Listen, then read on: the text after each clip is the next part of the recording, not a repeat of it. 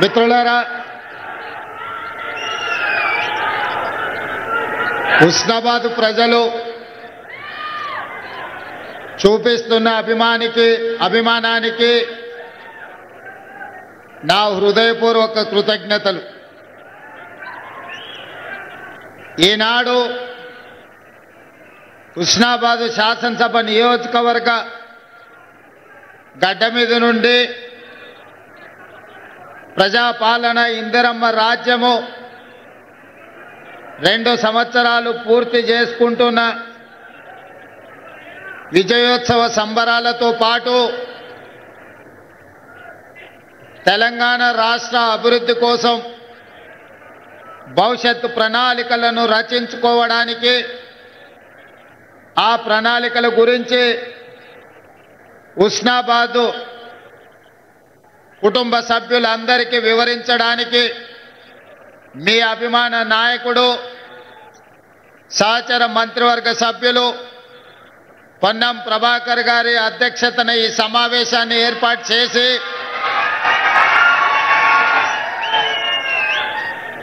ఈ కార్యక్రమంలో నాతో పాటు ముఖ్య అతిథులుగా కరీంనగర్ ఇన్ఛార్జ్ మంత్రివర్యులు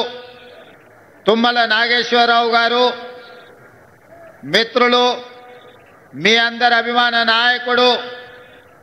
ఎన్నాళ్ళుగానో మీకు సేవలు అందిస్తున్న 2వ తరం మంత్రివర్గ సభ్యులు దుద్దిల్ల శ్రీధర్ బాబు గారు, అదేవిధంగా కరీంనగర్ జిల్లాకే కాదు దేశ స్థాయిలో కాంగ్రెస్ పార్టీకి సేవలు అందించిన కాకా వెంకటస్వామి గారి తనయుడు గడ్డం వివేక్ వెంకటస్వామి గారు, అదేవిధంగా మిత్రులు, కార్యకర్త నుంచి మంత్రిగా ఎదిగిన అడ్లూరి లక్ష్మణ్ గారు, అదేవిధంగా మాజీ కాంగ్రెస్ పార్టీ అధ్యక్షులు, మాజీ రాజ్యసభ సభ్యులు వి హనుమంతరావు గారు, ఆది శ్రీనివాస్ గారు, విజయ రమణారావు గారు, రాజ్ ఠాకూర్ గారు, నాగరాజు ఎమ్మెల్యే గారు, కవ్వంపల్లి సత్యనారాయణ గారు, మేడిపల్లి సత్యం గారు, డాక్టర్ సంజయ్ కుమార్ గారు, మాజీ పార్లమెంట్ సభ్యులు రాజయ్య గారు, వివిధ కార్పొరేషన్ల చైర్మన్లు, ప్రభుత్వ అధికారులు, ప్రాణ సమానులైన హుస్నాబాద్ నియోజకవర్గ ప్రజలందరికీ కూడా ఈ 2 సంవత్సరాల విజయోత్సవాల సందర్భంగా మనస్ఫూర్తిగా మీకు అందరికీ ధన్యవాదాలు, కృతజ్ఞతలు తెలియజేస్తున్న మిత్రులారా, ఈ హుస్నాబాద్ ప్రాంతానికి ఒక ప్రత్యేకత ఉన్నది. ఆనాడు గడీలు పెత్తందారుల ఆధిపత్యం జరుగుతున్న సందర్భంలో సర్దార్ సర్వాయి పాపన్న గౌడ్ గారు ఈ ప్రాంతం నుంచి బహుజనుల దండుగట్టి బహుజనుల పరిపాలన ఏ విధంగా ఉంటుందో బహుజన సామ్రాజ్యాన్ని స్థాపించడానికి పునాదులు వేసింది హుస్నాబాద్ ప్రాంతం నుంచే అని చెప్పి ఈనాడు మనం గుర్తు చేసుకోవాలి. అదేవిధంగా 60 సంవత్సరాల ఆకాంక్ష, 4 కోట్ల ప్రజల యొక్క బలమైన ఆకాంక్షకు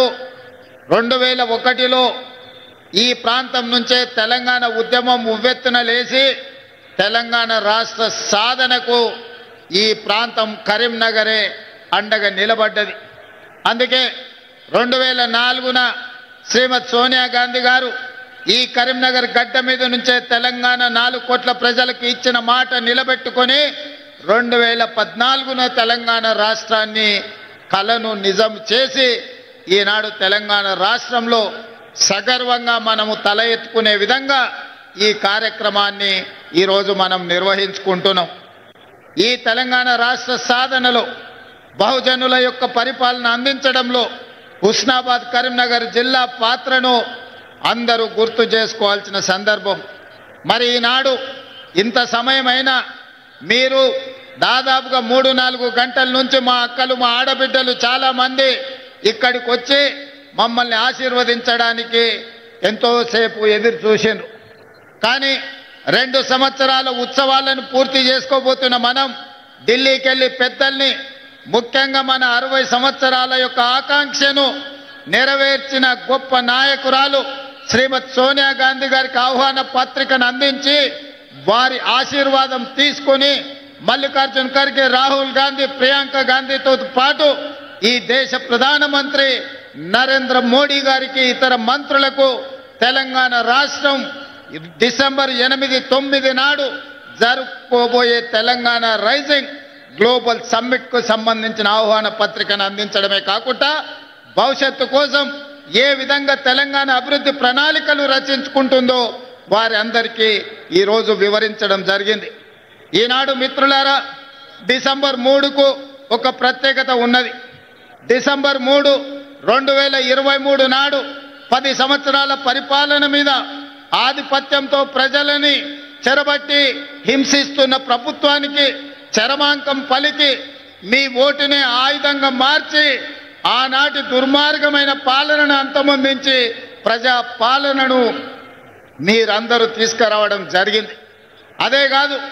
డిసెంబర్ 3కి ఇంకొక ప్రత్యేకత ఉంది. తెలంగాణ మలిదశ ఉద్యమానికి ఉవ్వెత్తున ఊపిరులూది ఉద్యమాన్ని పతాక స్థాయికి తీసుకెళ్లిన శ్రీకాంతాచారి వర్ధంతి కూడా ఈ డిసెంబర్ 3 తారీఖు నాడే. అందుకే శ్రీకాంతాచారి స్ఫూర్తితో నేను మరణించినా సరే, నా కుటుంబం నష్టపోయినా సరే,